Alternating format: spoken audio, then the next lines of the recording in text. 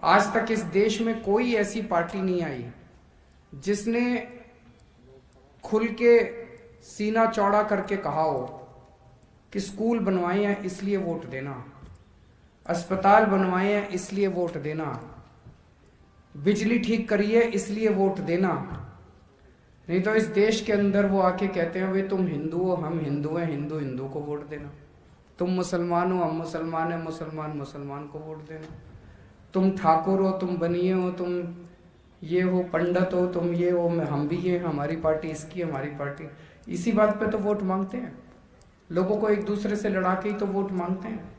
आज तक किसी पार्टी के अंदर हिम्मत नहीं थी जो खड़ी होके ये कह दे कि भाई हमने काम करा है, काम के नाम पे वोट देना, स्कूल के नाम पे वोट देना, अस्पताल के नाम पे वोट देना। 70 साल बीजेपी और कांग्रेस ने राज करा, इन्होंने इतना बुरा हाल कर दिया, सब चीजों का बुरा हाल कर दिया।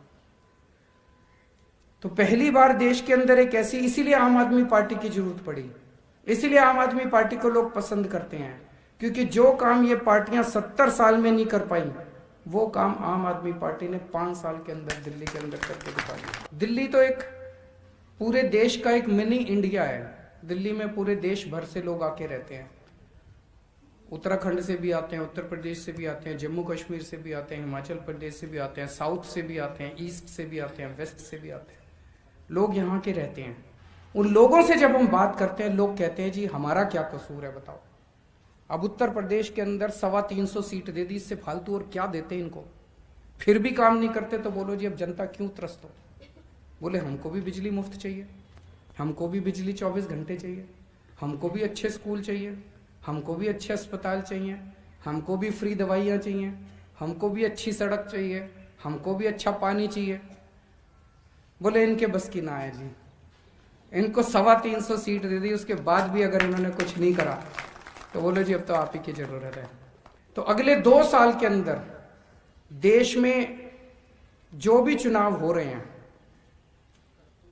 आपकी पार्टी ने तय किया है कि अगले 2 साल में इन 6 राज्यों में चुनाव लड़ेंगे, उत्तर प्रदेश, उत्तराखंड, गोवा, पंजाब, हिमाचल प्रदेश। हमारे देश का किसान बहुत दुखी है, 70 साल से सभी पार्टियों ने मिलकर किसानों को धोखा दिया। कभी कहते थे तुम्हारा लोन माफ करेंगे, किसी ने लोन माफ नहीं किया, कभी कहते थे तुम्हारे बच्चों को नौकरी देंगे, किसी ने नौकरी नहीं दी।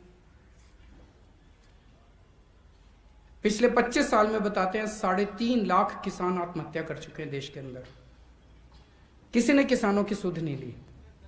और अब ये जो तीनों बिल आए हैं, ये तीनों बिल एक तरह से किसानों से उनकी खेती छीन के इन 2-4 पूंजीपतियों को सौंप देंगे।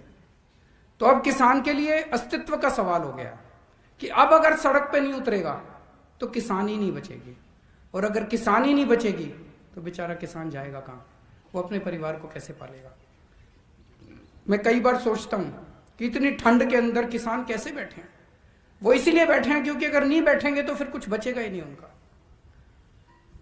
26 जनवरी को जो कुछ भी हुआ वो दुर्भाग्यपूर्ण था, जो हिंसा हुई वो दुर्भाग्यपूर्ण थी।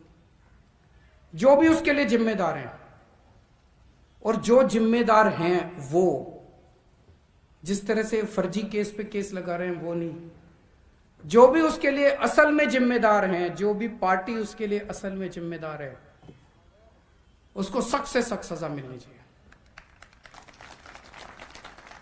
लेकिन उस दिन हिंसा हुई, इस वजह से किसानों के मुद्दे नहीं खत्म हो गए, मुद्दे आज भी बरकरार है। जिस मुद्दों की वजह से वो 60 दिन से बेचारे बैठे हैं, वो मुद्दे नहीं खत्म हो गए। कह रहे हैं अब तो आंदोलन खत्म, आंदोलन कैसे खत्म।